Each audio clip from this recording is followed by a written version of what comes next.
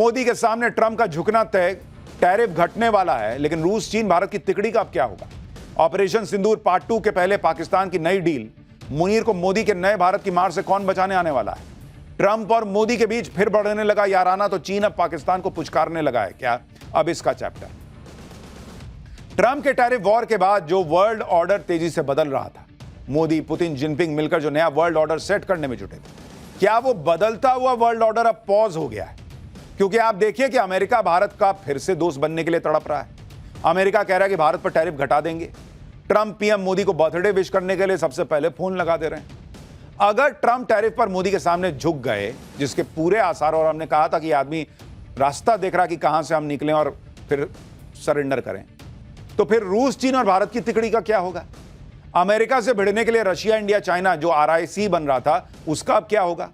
क्योंकि आप देखें कि इधर ट्रंप ने भारत के सामने झुकना शुरू किया, उधर चीन ने फिर से अपना पुराना खेल शुरू किया। चीन ने पाकिस्तान को पुचकारना शुरू कर दिया। भाई उसको भी लगा कि भाई अगर मोदी और ट्रंप फिर दोस्ती कर लेंगे, अमेरिका भारत फिर दोस्त बन जाएगा, तो चीन क्या करेगा? तो वो पाकिस्तान को फिर पुचकार रहा है। चीन ने पाकिस्तान के लिए अपनी कौन सी हथियार फैक्ट्री खोल दी, जिसे वो पूरी दुनिया से छिपा कर रखता है, वो आगे दिखाऊंगा।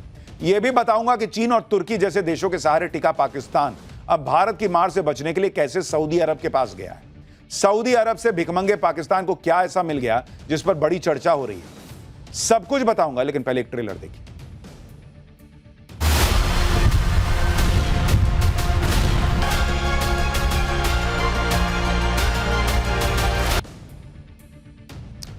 पाकिस्तान को हमेशा इस बात का डर रहता है कि कहीं नरेंद्र मोदी ऑपरेशन सिंदूर पार्ट 2 शुरू ना कर दें, और इसी डर में पाकिस्तान कभी चीन के पास जाता है, कभी अमेरिका के पास जाता है, कभी तुर्की के पास। अब पाकिस्तान पहुंच गया है बड़े मुस्लिम देश सऊदी अरब के पास। पाकिस्तान ने सऊदी अरब के साथ जो डील की है, क्या वो पाकिस्तान को ऑपरेशन सिंदूर पार्ट 2 की मार से बचा पाएगी?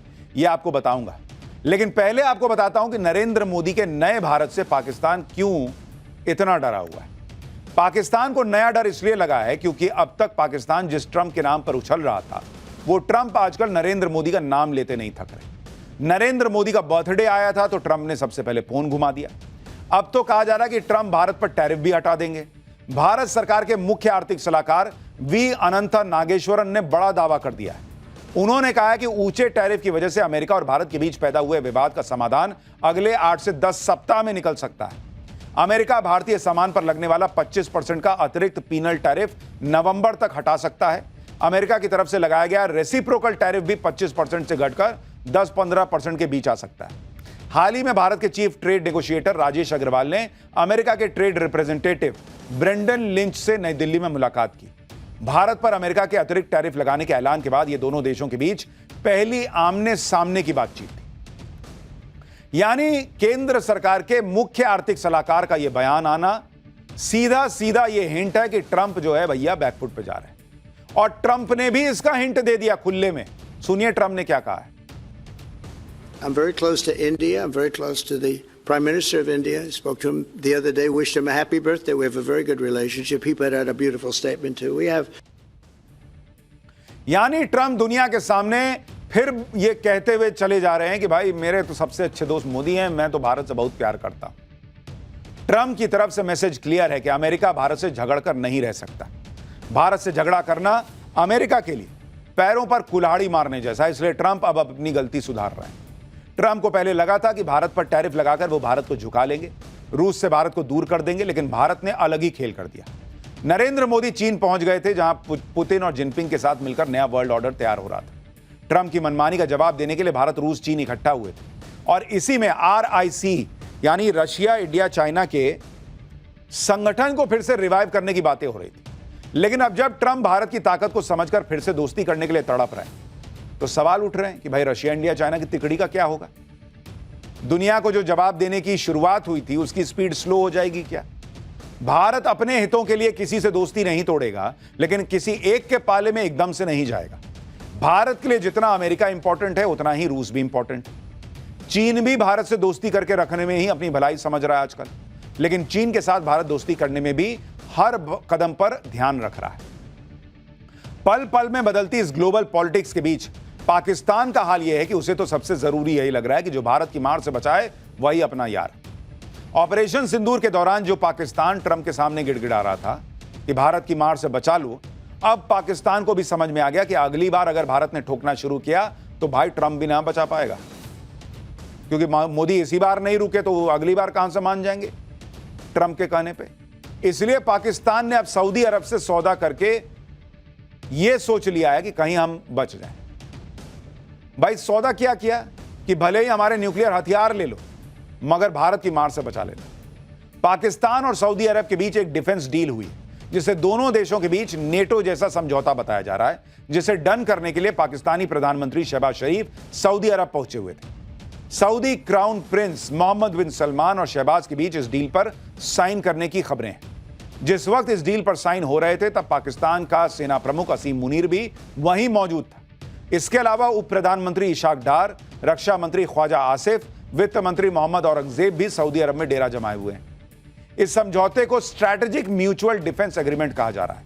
वैसे कहने को तो इस समझौते के तहत सऊदी अरब और पाकिस्तान आपस में मिलिट्री सहयोग करेंगे, लेकिन इस समझौते में 2 पॉइंट सबसे महत्वपूर्ण है। पहला पॉइंट, एक देश पर हमला दूसरे देश पर हमला माना जाएगा, यानी अगर पाकिस्तान पर कोई हमला होगा तो सऊदी अरब मानेगा कि सऊदी अरब पे हमला हो गया और वो साथ देगा। ऐसे ही अगर सऊदी अरब पे हमला हुआ तो पाकिस्तान साथ देगा।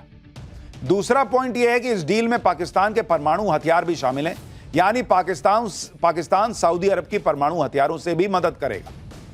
पाकिस्तान ने सऊदी अरब से यह डील क्यों की, यह सबको पता है। ऑपरेशन सिंदूर के बाद भारत ने एक बड़ा फैसला लिया था। साफ कर दिया था कि अगर सीमा पार से आतंकी हमला होता है तो इसे युद्ध माना जाएगा और ऑपरेशन सिंदूर पार्ट 2 शुरू होगा। पाकिस्तान को डर सता रहा है कि पता नहीं कब भारत ऑपरेशन सिंदूर पार्ट 2 शुरू कर दे और पाकिस्तान में बैठे आतंकियों की कब्र खुद जाए। इसी खौफ में जी रहे पाकिस्तान ने अब सऊदी अरब से डील कर ली कि भाई मेरे को मारेगा तो तुम आओगे ना। इस डील को करके शहबाज शरीफ और असीम मुनीर को लग रहा है कि उन्होंने भारत के खिलाफ पता नहीं कितना बड़ा तीर मार लिया। वो सोच रहा है कि अब भारत पाकिस्तान को नहीं ठोक पाएगा, क्योंकि अगर भारत ने ऑपरेशन सिंदूर पार्ट 2 किया तो सऊदी अरब मदद के लिए आएगा। लेकिन एक्सपर्ट्स कह रहे हैं कि दोनों देशों के बीच समझौता इस बात पर हुआ है कि एक देश पर हुआ हमला दूसरे देश पर हमला माना जाएगा। इस बात पर कोई समझौता नहीं हुआ है कि पाकिस्तान में मौजूद आतंकी अड्डों पर हमले को सऊदी अरब पर हमला माना जाएगा। और भारत पाकिस्तान के खिलाफ नहीं बल्कि पाकिस्तान प्रायोजित आतंकवाद के खिलाफ जंग लड़ रहा है। ऑपरेशन सिंदूर के दौरान भी भारत ने पाकिस्तान के आतंकी अड्डों को ही निशाना बनाकर हमले किए थे। इसलिए भारत जब चाहे पाकिस्तान में आतंकी अड्डों पर ऑपरेशन सिंदूर पार्ट 2 लॉन्च कर सकता है, क्योंकि आतंकवाद के खिलाफ जंग में तो सऊदी अरब भारत का मजबूत साझेदार है। और अगर सऊदी अरब साथ दे भी दिया तो यह नया भारत है बॉस। अपना काम करना है तो करना है। भाई ऑपरेशन सिंदूर में चाइना ने साथ दिया, हथियार दिए, तो क्या भारत ने नहीं ठोका पाकिस्तान को? ऑपरेशन सिंदूर के समय तुर्की ने हथियार दिए, ड्रोन भेजे, तो भारत ने नहीं मारा पाकिस्तान को। तो सऊदी अरब भी होगा तो देखा जाएगा। लेकिन आप देखिए कि जिस दिन पहलगाम अटैक हुआ था, प्रधानमंत्री मोदी कहां थे? सऊदी अरब में ही थे, राजकीय दौरे पर। जेद्दा में रॉयल सऊदी एयरफोर्स के फाइटर जेट्स उड़ रहे थे। सऊदी अरब में पीएम मोदी को 21 तोपों की सलामी दी गई थी। सऊदी अरब ऐसा अपना खास मित्र देश और पार्टनर के लिए ही करता है। लेकिन भाई उसी दिन पहलगाम अटैक हुआ, पीएम मोदी तुरंत दौरा छोड़े वापस आ गए। इसके बाद सऊदी अरब के क्राउन प्रिंस मोहम्मद बिन सलमान ने पहलगाम हमले की निंदा की थी और आतंकवाद के खिलाफ लड़ाई में भारत को हर तरह से मदद की पेशकश की थी। तो पाकिस्तान हाथ पर मार रहा, मारने दीजिए। सऊदी अरब ने भी पाकिस्तान के साथ सैन्य समझौते को किसी देश के खिलाफ नहीं बताया है, लेकिन पाकिस्तान जैसे मक्कार देश की साजिश से भारत सतर्क है। भारत के विदेश मंत्रालय के प्रवक्ता रणधीर जायसवाल ने कहा है कि भारत सरकार को सऊदी अरब और पाकिस्तान के बीच ऐसे समझौते की पहले से जानकारी थी। हम अपनी राष्ट्रीय सुरक्षा के साथ साथ क्षेत्रीय और वैश्विक स्थिरता पर इस घटनाक्रम के प्रभावों का अध्ययन करेंगे। केंद्र सरकार भारत के राष्ट्रीय हितों की रक्षा और राष्ट्रीय सुरक्षा सुनिश्चित करने के लिए प्रतिबद्ध है। पाकिस्तान को पता है कि उसके पाले हुए आतंकवादियों के खिलाफ अगर भारत एक्शन लेगा तो सऊदी अरब छोड़ो कोई देश भारत को रोक नहीं पाएगा। लेकिन सवाल तो यह भी है कि अगर भिखारी पाकिस्तान के साथ सऊदी अरब सैन्य समझौते के लिए तैयार क्यों हुआ? इसके पीछे सऊदी अरब की क्या मजबूरी है वो भी बताऊंगा। लेकिन पहले यह समझिए कि इस डील के जरिए अब सऊदी अरब पाकिस्तान के न्यूक्लियर हथियारों का इस्तेमाल कर पाएगा। यानी सऊदी अरब ने बिना परमाणु हथियार बनाए ही न्यूक्लियर कवच हासिल कर लिया है। एक्सपर्ट्स के मुताबिक 1970 के दशक में पाकिस्तान के गुप्त न्यूक्लियर प्रोग्राम को सऊदी अरब ने फंड भी किया था और शर्त यह थी कि सऊदी अरब को कभी खतरा हुआ तो पाकिस्तान उसे न्यूक्लियर हथियार देगा।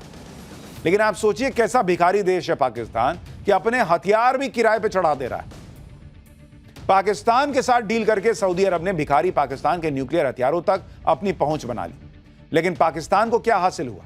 इसको लेकर चर्चा है कि सऊदी अरब को परमाणु हथियार किराए पर देकर मुनीर और शहबाज ने सस्ते तेल की डील कर ली है। भिखारी पाकिस्तान ने डिफेंस डील के नाम पर सऊदी अरब को अपने परमाणु हथियार गिरवी रख दिए ताकि सऊदी अरब उसे भीख देता रहे। लेकिन आखिर सऊदी अरब की ऐसी क्या मजबूरी थी कि उसने यह डील कर ली? इसके पीछे भी कई वजह हैं। इजरायल का कतर की राजधानी दोहा में अटैक, ईरान से सऊदी अरब के तल्ख रिश्ते, अमेरिका की सुरक्षा गारंटी पर सऊदी अरब का भरोसा टूटना, इस्लामिक मुल्कों को एकजुट करना और पाकिस्तान का परमाणु संपन्न देश होना। लेकिन कहा जा रहा है कि समझौते के पीछे सबसे बड़ी वजह अरब देशों के साथ अमेरिका की धोखेबाजी है। पाकिस्तान और सऊदी अरब के बीच यह समझौता पड़ोसी कतर की राजधानी दोहा के हमले के ठीक बाद हुआ है। इजरायल ने दोहा में हमास के नेताओं पर हमला किया जब वो अमेरिका की पहल पर शांति वार्ता करने दोहा पहुंचे थे। इजरायल के इस हमले की ट्रंप ने निंदा तो की, लेकिन इजरायल के खिलाफ कोई एक्शन नहीं लिया, जिसके बाद सऊदी अरब को यह डर सता रहा है कि इजरायल कहीं सऊदी अरब पर हमला न कर दे। इसलिए सऊदी अरब न्यूक्लियर कवच चाहता है ताकि इजरायल उस पर हमला करने से पहले सोचे, 100 बार सोचे। पाकिस्तान के साथ डील करके सऊदी अरब ने यही काम किया है। लेकिन पाकिस्तान सुरक्षित हो जाएगा ऐसा लगता नहीं।